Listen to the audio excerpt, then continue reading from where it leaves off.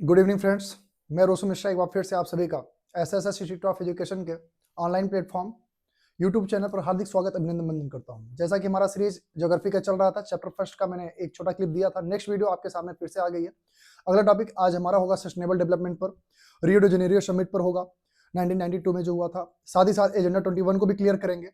इन main topics को आज हम क्लियर आउट करेंगे। साथ ही साथ रिसोर्स प्लानिंग क्या है इसको हम नेक्स्ट क्लास में कंटिन्यू करेंगे। चलिए, टाइम को नहीं गवाएंगे। It's your second class of geography chapter first, so let us proceed for next. मिलता है क्या है, देखिए पार्ट 2 आपके सामने दिया गया है। पार्ट फर्स्ट कल हो गया था। अभी मैं उसको आप ध्यान दीजिए, जो बच्चे पार्ट फर्स्ट नहीं देखे वो डिस्क्रिप्शन बॉक्स में पार्ट फर्स्ट का मैं लिंक दे दूंगा, उसको आप लोग जरूर देखिएगा, ठीक है। और हम लोग आगे बढ़ते हैं। अगर कोई प्रॉब्लम होती है तो आप जरूर क्वेरीज पुट करेंगे और ये क्रिस्टल क्लियर हो जाएगा। दिमाग में रखें, बोर्ड से ओरिएंटेड जो भी क्वेश्चन बनने हैं वो सब यहाँ पर आपको मिलेंगे और कहीं आपको नहीं जानना है। धैर्य बनाकर बने रहना है, ठीक है। चलिए आगे बढ़ते हैं। हम लोग क्या है, कल हम लोग कहाँ तक पहुंचे थे भाई? कल ये सब हो गया था, बिल्कुल बिल्कुल, हाँ यहीं से on the basis of status of development इसका जो डिस्ट्रीब्यूशन हुआ है वो भी जानेंगे बच्चे। तो वो क्या था, देखिए पोटेंशियल के बेस पर है, डेवलप स्टॉक एंड रिजर्व के आधार पर डिस्ट्रीब्यूशन हुआ है। चलिए, रिसोर्स का पूरा फुल डिस्ट्रीब्यूशन कैसे है चार्ट के माध्यम से लोग जानेंगे कैसे। तो थोड़ा सा हम लोग छोटा करते हैं क्योंकि कुछ ज्यादा ही बड़ा दिख रहा है, जिसमें आसानी से समझा जा सके, है ना।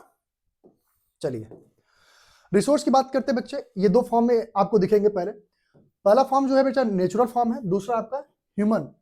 अब नेचुरली और मैन मेड दोनों को हम देखेंगे सर। तो नेचुरली जो होता है दो तरीके से डिस्ट्रीब्यूट किया गया है बच्चे, एक रिन्यूएबल फॉर्म में, एक नॉन रिन्यूएबल फॉर्म में। और ह्यूमन बीइंग के आधार पर देखिए, एक स्ट्रक्चर एंड इंस्टीट्यूशन के और एक क्वालिटी और क्वांटिटी के आधार पर, ठीक बेटा। Next one sir, renewable resource को ये ध्यान दीजिए, एक कंटिन्यूअस या कंटिन्यूअस फ्लो बोल सकते हैं इसको, ठीक है। जैसे हम हवा की बात कर लें, वाटर की बात कर लें, ये सब क्या है, कंटिन्यू मिलने वाली चीजें हमको है। नेक्स्ट वन, और रिन्यूएबल को दूसरा बायोलॉजिकल, जैसे हम लोग हो गए, नेचुरल वेजिटेशन हो गए, पेड़ पौधे हो गए, ह्यूमन बीइंग हो गए बच्चे, ये रिन्यूएबल रिसोर्स के रूप में जाने जाते हैं। हम अगर बात करें रिन्यूएबल रिसोर्स की तो ध्यान दीजिएगा, हम लोग देखिए प्रोड्यूस करते हैं, रिप्रोड्यूस करते हैं, और प्लांट की बात करते हैं वो भी रिप्रोड्यूस करते हैं। तो ये कंटिन्यूअस मिलने वाली चीज है। दूसरी चीज अगर हम बात करते हैं बच्चे, एक कंटिन्यूअस या फ्लो के माध्यम से अगर हम बात करें तो वो आपका वाटर हो गया, सोलर एनर्जी हो गया, साथ ही साथ विंड हो गया। ये सारी चीजें आपको रिन्यूएबल रिसोर्स के रूप में देखने को मिलती है ना। नेक्स्ट अगर हम बात करते हैं बच्चे नॉन रिन्यूएबल रिसोर्स की, अगर हम बात करते हैं बच्चे, एक रिसाइकेबल नॉन रिन्यूएबल रिसोर्स होता है, एक नॉन रिसाइकेबल होता है। जैसे आप मेटल्स की बात करिए तो मेटल्स रिसाइकेबल है, फॉसिल फ्यूल रिसाइकेबल नहीं है। जैसे ध्यान दीजिएगा सर, नॉन रिन्यूएबल रिसोर्स में इसको हम माने कैसे सर, जो एग्जॉस्टिबल होता है और एक नॉन एग्जॉस्टिबल होता है। तो अगर हम बात करते हैं रिन्यूएबल रिसोर्स की, ये नॉन एग्जॉस्टिबल है, ठीक है। अगर हम बात करते हैं रिन्यूएबल रिसोर्स की तो ये नॉन एग्जॉस्टिबल है, और अगर हम बात करते हैं नॉन रिन्यूएबल रिसोर्स की तो ये एग्जॉस्टिबल है, ये खत्म हो सकता है, और रिन्यूएबल रिसोर्स खत्म नहीं होगा, ठीक है। खत्म नहीं होगा क्या, ऐसा कोई सेंस नहीं बेटा, लेकिन ऐसा बोल सकते हैं ये कंटिन्यूअस हमको मिलने वाली चीजें हैं। और ऐसा भी नहीं over use of, over exploitation किसी भी चीज का करेंगे बेटा वो खत्म हो जाती है। तो हमको अपने फ्यूचर जनरेशन के लिए इसको बहुत ही संभालना पड़ता है, और इसीलिए सस्टेनेबल डेवलपमेंट प्रोग्राम लाया गया। साथ ही साथ हमारे यूनाइटेड नेशन जो ऑर्गेनाइजेशन है बेटा, ये भी काफी प्लानिंग, हमारे अलग अलग देश में कई मेंबर भी हैं उसके, जो अक्सर समिट हुआ करता है, जिससे लोग उस पर अवेयरनेस लोगों में मिल पाए। साथ ही साथ लोगों को क्या प्लान करना चाहिए जिससे उनका फ्यूचर जनरेशन सिक्योर रहे, उन चीजों को आसानी से पा सके। तो हम अगर बात करें नॉन रिन्यूएबल रिसोर्स की, बच्चे हम लोग टॉपिक से थोड़ा सा भटक रहे थे। नॉन रिन्यूएबल रिसोर्स की बात करते हैं, एक रिसाइकेबल होता है। अगर हम बात करते हैं सर मेटल्स की, मेटल्स जो होता है बेटा वो रिसाइकेबल है। अगर फॉसिल फ्यूल की बात करते हैं बच्चे, एक बार अगर बर्न हो गया, एक बार उसे यूज कर लिया गया, क्या फिर से वो वापस आ सकता है? नहीं आवा, वो वापस नहीं आएगा। लेकिन अगर हम बात करते हैं मेटल्स की बात करते हैं बेटा, तो हमारे यहाँ मेटल्स क्या होता है, मान लो विंडो के लिए उसको यूज किया गया, ठीक है। तो विंडो को बाद में उसमें रस्ट लग गया, रस्ट लगने के बाद फिर से उसको पेंटिंग किया, फिर से मान लो एकदम रस्ट ज्यादा लग गया और वो टूटने के कगार पे आ गया, एकदम गल गया, गलने के बाद उसको हम बाहर निकालेंगे, उसके बाद उसको दूसरे रूप में कन्वर्ट करवाएंगे, है ना। तो वो रिसाइकेबल है ना। तो वो आपका, वो भी लेकिन नॉन रिन्यूएबल रिसोर्स के रूप में देखा जाता है, ठीक। नेक्स्ट हम बात करेंगे सर आपका स्ट्रक्चर एंड इंस्टीट्यूशन के आधार पर, और क्वालिटी और क्वांटिटी के आधार पर बेटा हम देखेंगे। चलिए इसको हम आगे बढ़ते हैं, इसी के साथ आगे का टॉपिक देखेंगे। शायद आपको ये चार्ट के माध्यम से, फ्लो चार्ट के माध्यम से सारी चीजें क्लियर हो गई होंगी। रिसोर्स को दो तरीके से, नेचुरल और मैन मेड के आधार पर। दूसरा सर नेचुरल जो होता है रिन्यूएबल और नॉन रिन्यूएबल के आधार पर है। सर रिन्यूएबल दो तरीके से देख सकते हो बेटा, एक कंटिन्यूअस और बायोलॉजिकल। बायोलॉजिकल में ह्यूमन बीइंग और नेचुरल वेजिटेशन के रूप में। अगर नॉन रिन्यूएबल की बात करते हैं, रिसाइकेबल रिसोर्स एक देख सकते हैं और नॉन रिसाइकेबल रिसोर्स देख सकते हैं। ठीक बेटा, ह्यूमन मैन मेड रिसोर्स के लिए अगर देखें तो एक स्ट्रक्चरल और इंस्टीट्यूशन के आधार पर और एक क्वांटिटी और क्वालिटी के आधार पर। आपको क्लियर आउट हो गया होगा बच्चे? जिसको दिक्कत होगी वो बच्चे कमेंट बॉक्स में कमेंट जरूर पुट करेंगे। चलिए हम आगे बढ़ते हैं। अब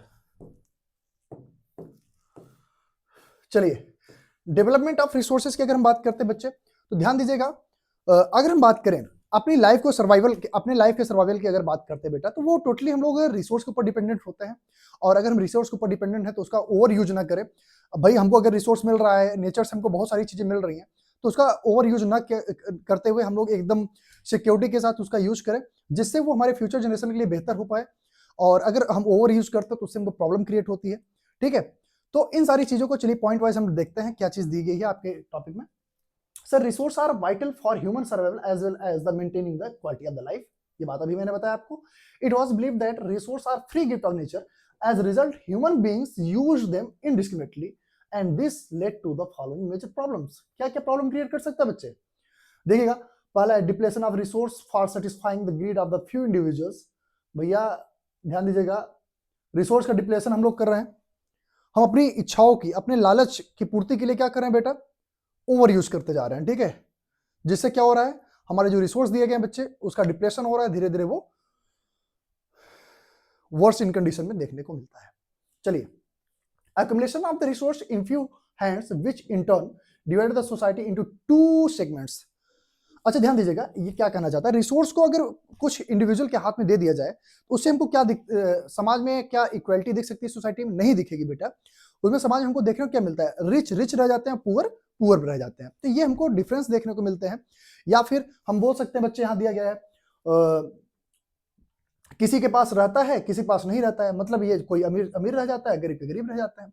चलिए, indiscriminate exploitation of the resources has led to the global ecological crisis such as क्या क्या हो सकता है बेटे? ग्लोबल इकोलॉजिकल क्राइसिस क्या हो सकता है?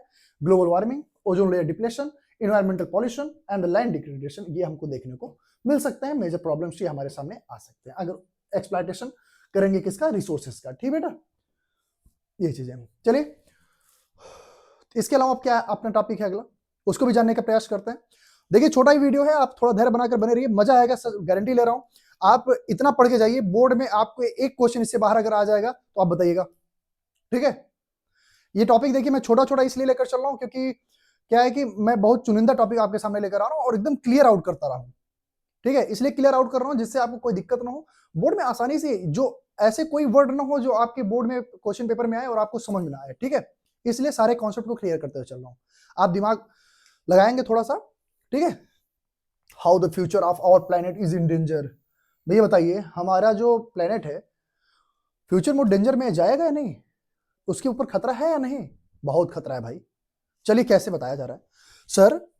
ये बताया गया, an equitable distribution of the resources has become essential for sustained quality of life and global peace. If the present trend of resource depletion by few individual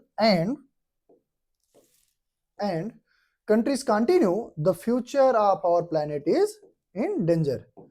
अगर जिस तरीके का अभी ट्रेंड चल रहा है, लोग अपनी लालच को, अपने नीड्स को सेटिस्फाई करने के चक्कर में बेटा ओवर यूज कर रहे हैं इसका, और फ्यू इंडिविजुअल के हाथों में ही ये रिसोर्स पड़े हुए हैं, तो इससे क्या होगा बेटा? इससे दिक्कत ही है सामने।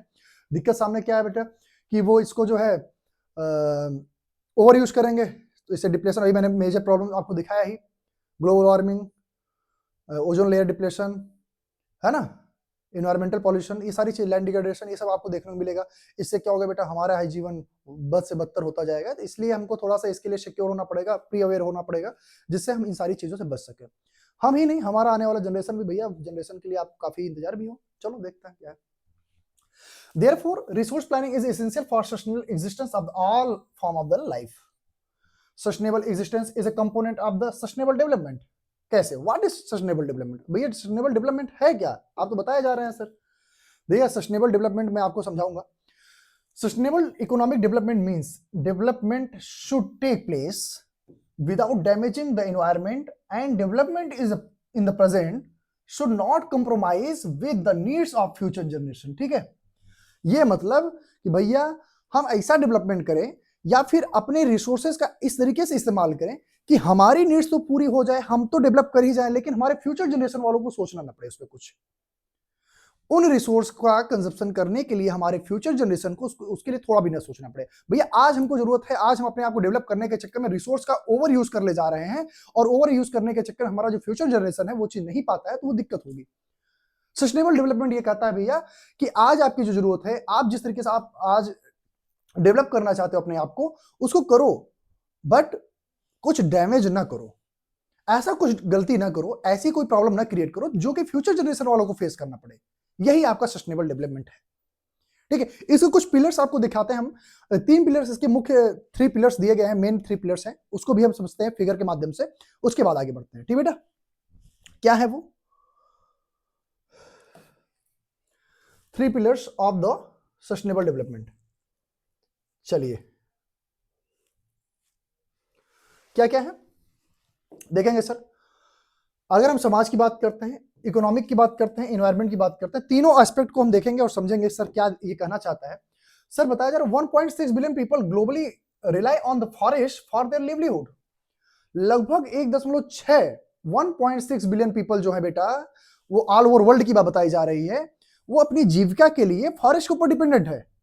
ठीक, दूसरा एस्पेक्ट देखेंगे sir forest generate 75 to 100 billion dollar annually in goods and services. Forest जो है, अगर हम बात करते हैं अपने फॉरेस्ट की बात जो करते हैं, लगभग 75 से 100 बिलियन डॉलर जो है वो हर साल हमको सामान के रूप में और सर्विस के रूप में देखने को देता है। ठीक है बेटा, यूज करने के लिए देता है। अब इन्वायरमेंट की बात करते हैं sir. Forest absorbs nearly 16 billion metric tons of CO2 per year, जो हमारे द्वारा छोड़े जाते हैं। ठीक बेटा, हम जो CO2 छोड़ रहे हैं बेटा, वो चाहे हम ह्यूमन बीइंग जो ब्रीथिंग के माध्यम से छोड़ रहा है, या फिर हम बोल सकते हैं सर हम बर्निंग करते हैं, बहुत सारी चीजों का बर्न करते हैं, तो वो जैसे व्हीकल से जो हम CO2 जनरेट हो रहा है, वो सारी चीजें बेटा, वो सारे जो CO2 हैं, लगभग कितना बताया जा रहा है 16 बिलियन मैट्रिक टन जो है CO2 एब्जॉर्ब कर रहा है फॉरेस्ट। इससे हमारा हेल्थ, इससे हमारा पॉल्यूशन कम हो रहा है। तो डिपेंडेंसी देखिएगा, इन सारी चीजों को अगर ध्यान में रखें, ध्यान से देखिए, तो वो किस माध्यम से हो सकता है बेटा? सिर्फ और सिर्फ एक एस्पेक्ट दिख रहा है सर, वो सस्टेनेबल डेवलपमेंट के माध्यम से इन सारी चीजों को हम कवर अप कर सकते हैं। हम भैया इसको भी गायब नहीं कर सकते, क्योंकि इससे जीविका हमारी चलती है। सर अगर हम बात करते हैं, इतनी चीजें हमको ईयरली हमको देखने में मिल सकती है, गुड्स के रूप में, सर्विसेज के रूप में 75 to 100 बिलियन डॉलर्स के 100 बिलियन डॉलर्स जो है, इससे हमें सामान मिल जाते हैं, सर्विस मिल जाते हैं। अगर हम बात करते हैं सर हमारे द्वारा जो पॉल्यूशन क्रिएट किए जा रहे हैं, उस पॉल्यूशन को कवर अप करने के लिए बेटा बताया जा रहा है कितना 16 बिलियन मैट्रिक टन जो है CO2 एब्जॉर्ब कर लेता है ये फॉरेस्ट।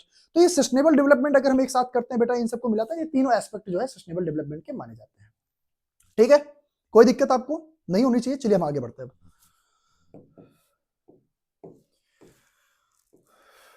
चलिए रियो डी जेनेरियो समिट की बात करते हैं बच्चे। क्या अब ये समिट क्यों था बेटा? आप जानते रहिएगा, सस्टेनेबल डेवलपमेंट को ही ध्यान में रखते हुए इस समिट को किया गया। कब किया गया बेटा? बताया जून 1992 में इसको किया गया बेटा। लगभग 100 हेड्स ऑफ द स्टेट, मतलब 100 देश से अधिक लोग met in Rio de Janeiro in Brazil for the first Earth summit के रूप, इंटरनेशनल अर्थ समिट इसी दिन माना जाता है। ठीक बेटा, इसी दिन इंटरनेशनल अर्थ समिट भी मनाया जाता है। ध्यान रखेंगे, the summit was convent for the addressing urgent problems of environmental protection and the socio economic development at the global level. वैश्विक रूप से हमारे यहाँ सामाजिक आर्थिक डेवलपमेंट हो, साथ ही साथ जो प्रॉब्लम क्रिएट हो रहे हैं उस पर प्रतिबंध लगाया जा सके, इसके लिए इस समिट को किया गया। लगभग 100 देश से ज्यादा पहली बार इस समिट में पार्टिसिपेट किए। और बताया जा रहा है बच्चे, ये जून 1992 को ये समिट हुआ था। दिमाग में रखेंगे, इसी दिन बच्चा इंटरनेशनल अर्थ डे, अर्थ समिट के रूप में भी इसे माना जाता है। नेक्स्ट वन हम बात करेंगे sir, the assembled leaders signed the declaration on global climate change and biological diversity. The Rio convention endorsed the global forest principle and adopted agenda 21 for achieving sustainable development in the 21st century. 21वीं शताब्दी में ये जो हमारा 21st century चल रहा है, इसमें हमारे यहाँ कोई दिक्कत ना हो, सस्टेनेबल डेवलपमेंट लाया जा सके, अच्छी तरीके से रन अप किया जा सके, इसके लिए इस समिट को किया गया था। अब ये एजेंडा 21 क्या है, इसको भी जानेंगे सर, ये भी बहुत जरूरी है, दिमाग में रखिए इसको। चलिए हम आगे बढ़ते हैं सर, एजेंडा 21 क्या है? What is Agenda 21? It is a declaration signed by the world leaders in 1992 at the United Nations Conference on Environment and Development, UNCED. ध्यान दीजिए, यूनाइटेड नेशन का ही एक ऑर्गेनाइजेशन है UNCED, which took place at Rio de Janeiro, Brazil. इसका main लक्ष्य क्या था बेटा, ध्यान देंगे, इसका मेन गोल क्या है? It aims at achieving global sustainable development. It is and the agenda of the combat environmental damage, जो भी इन्वायरमेंटल डैमेज हो रहे हैं sir, poverty, disease through the global cooperation on common interest, mutual needs and shared responsibilities. ध्यान दीजिए किस पर है भैया, ध्यान दीजिएगा, हमारे समाज में, वो चाहे इंडिया की बात करें चाहे जिस भी कंट्री की बात कर रहे हैं बेटा, सबके कॉमन इंटरेस्ट को, म्यूचुअल नीड्स को और सबकी खुद की रिस्पॉन्सिबिलिटी शो करता है ये एजेंडा 21। और ये भी बताता है बच्चे कि हमको इसमें सस्टेनेबल डेवलपमेंट, जो भी हमारे यहाँ इन्वायरमेंटल पॉल्यूशन हो रहे हैं, जो भी इन्वायरमेंटल पॉल्यूशन क्रिएट हो रहे हैं, उससे बचने के लिए इस एजेंडा को लाया गया था। कौन से समिट में? रियो डी जेनेरियो समिट में, जिससे 21st सेंचुरी में हमारे जो रिसोर्सेज दिए गए हैं उसको सही तरीके से कंज्यूम किया जा सके और सस्टेनेबल डेवलपमेंट लाया जा सके। ठीक बेटा, ध्यान दीजिएगा, इसमें एक और छूट के रूप में देखें अगर, one major objective of the agenda 21 is that every local government should draw its own local agenda 21।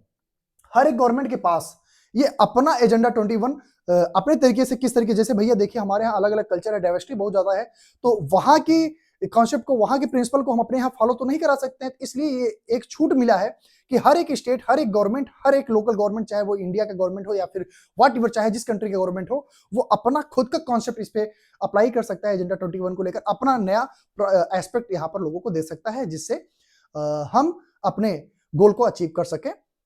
कौन सा गोल? सस्टेनेबल डेवलपमेंट का गोल। ठीक बेटा, ये आज का क्लास था आपका, होप सो आपको मजा आएगा और पढ़ने में मजा आया होगा। अब हमारा अगला टॉपिक जो है वो क्या है बेटा? Resource planning. रिसोर्सेज प्लानिंग क्या है बेटा?